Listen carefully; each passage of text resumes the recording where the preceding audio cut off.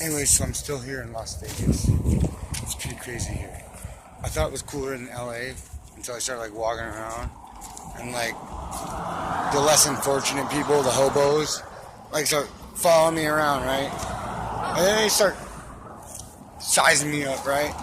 Like sizing me up, looking at my backpack and stuff, trying to take me to like weird alleyways. And then they play that game. Play that game where they're like, so they like rolled up like the tiniest joint. First they like had me follow them all around. And I didn't play that game for very long, right? I took off. Like, I don't know, it was within 5 minutes. Anyways. So I run into the dude again. He's like, man, I was going to smoke the joint with you. And, so I give him a paper. I gave him a paper previously, but he's like walking all around. And he's like, well, there's security everywhere. And I'm like,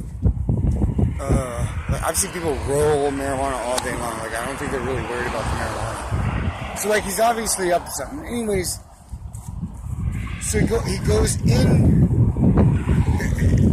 We split up, right? And I meet back up with him. He's all, oh, okay, I'll smoke that joint with you. And then he runs into another guy, and he's like, hey, do you want to smoke a joint? And then they introduce each other, like, oh, what's your name? Like they never met before, you know what I'm saying? That later, like, they gave that up. And anyways, when he first came, sat beside me, he stole my lighter, like my blue lighter, and he's like throwing it in my face, you know what I'm saying? Like I'm getting ready to take off, I'm saying, I'm all set. Oh, it's like so small. He takes a hit, passes it to me. I take a hit, passes it to the other dude. He takes a hit. And then he passes it back to dude. Dude takes the hit. And then he gives it to that guy. The guy has a rope, she throws it on the ground, so it's like one hit. Like, I don't mind. It's like, I get freaked out, but it's like who, what kind of manners is that? It's not even kind. But anyways, he said he was Native American. I'd like to meet his chief. Like, you know what I mean? Where's the leadership there? No one will take responsibility for that. You know what I'm saying? Like, who does that stuff?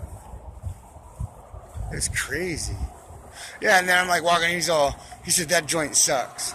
Or he said something, right? Like, he's trying to get me to badmouth. He's like trying to like create a social situation that puts him in the place where he can justify or rationalize like assaulting me or robbing me. You know what I'm saying? Like, we're walking, the dude drops a quarter on the ground. He's like, you're dropping money. You know what I'm saying? And then he first comes up to me. He like takes his shoes off. He's like, oh, I got stinky feet. Like, I'm gonna open my bag and be like, dude, here's socks. Whatever you want. You know what I'm saying? It's just insanity. And it's just like, I told him I'm all set. He's all, oh, that weed got you all messed up. Like, and he's like baiting me to say, dude, I only got like one hit off that. You know what I'm saying? It's just insanity. Like, who plays that game? When you go to like places where people are less fortunate, whether they put themselves there or circumstances brought them there. This is like the mentality of it. Yeah, it's insane. Like, I don't get it. I mean, I get it, but like, how are you gonna like make something up? You know what I'm saying? Yeah. And he's like, I never met the guy. He's like talking like we. And I'm like, dude, we like, yeah. He's like, I don't know, man. Not even a nice guy. But anyways, it kind of sucks because like I used to be a big drinker. Now I don't drink at all. And like the only reason why I really wanted to go to Las Vegas, like when I was over the age of 21, is so I could like walk around town and get drunk. Open container. Now I can't even do that. I don't even want to do it. But anyways, yeah. Dude, like, why don't? No, I don't want to gamble. I just want to like drink, dude. Like they had on that movie. What was it? Not Fear and Loathing in Las Vegas, but the other one. That one where, yeah, Chevy Chase, National Lampoon's Las Vegas Vacation. Yeah, dude's got like, do you want his hat around the thing? Yeah. Yeah. But anyways, it's alright. I don't know. I try to go to Labor Ready. It says Labor Ready on it, but they're not with Labor Ready. So anyways, he said you could just call up the other one, which is way down the road so I can make a little buck so I can get to my next destination or get the things that I need or want for my next destination. Anyways, I'll call the lady up from Labor Ready. I'm like, I tell her my situation, that I was in Grand Junction. I had my ID, Social Security.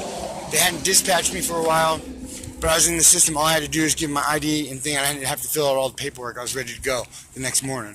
So anyways, I called her up and asked if I could do the same thing.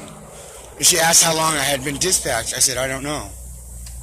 And she says, you don't know? Like, yeah, I don't know. What's the big deal?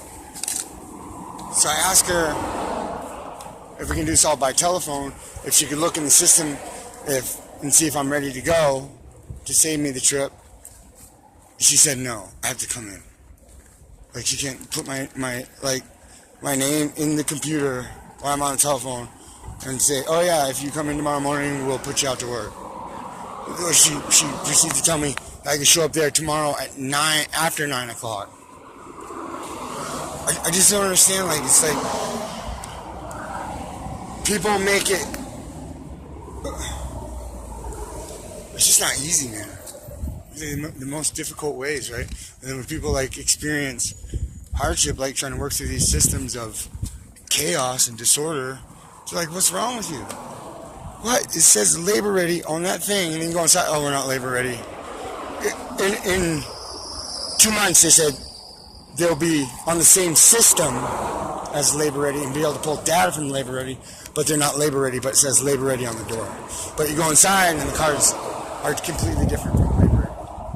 I mean, I'm kind of complaining, but I'm just saying that's the stuff I have to deal with. And then I call up about recycling, right? See if I can recycle some cans. I'm gonna give 30 cents on an aluminum can for a pound. And they don't take bottles. I don't know, man. It's crazy. It's crazy. I feel like I should be a comedian right now, but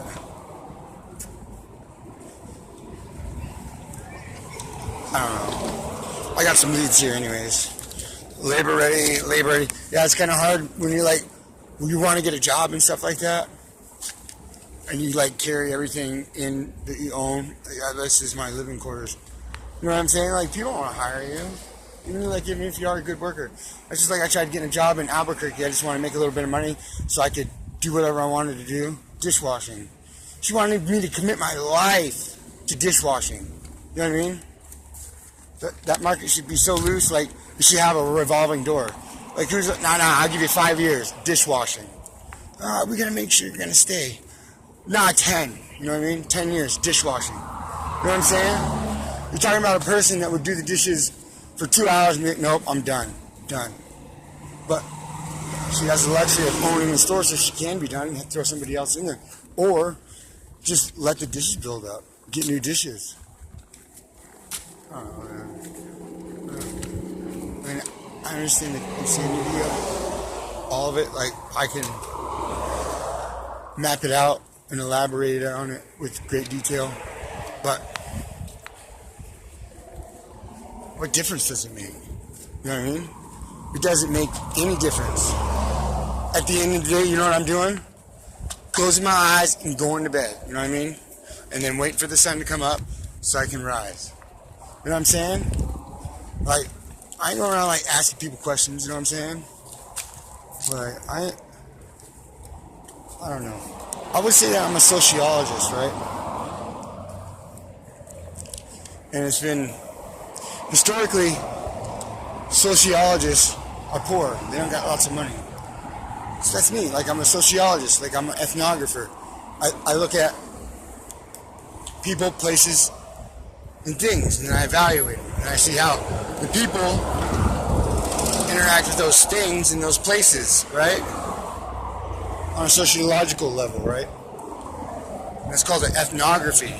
So anyways, when I do ethnography, like, it's important, it's imperative that I stare, that I look, right? As a human being, I look through my eyes. You get in this stuff, this mentality, you'd be like, what you looking at? We need what? I think like you wouldn't cross my path, man. Next time you cross my path, I'll look up. I don't know. I don't know. Anyways, everything's good. You know what I mean?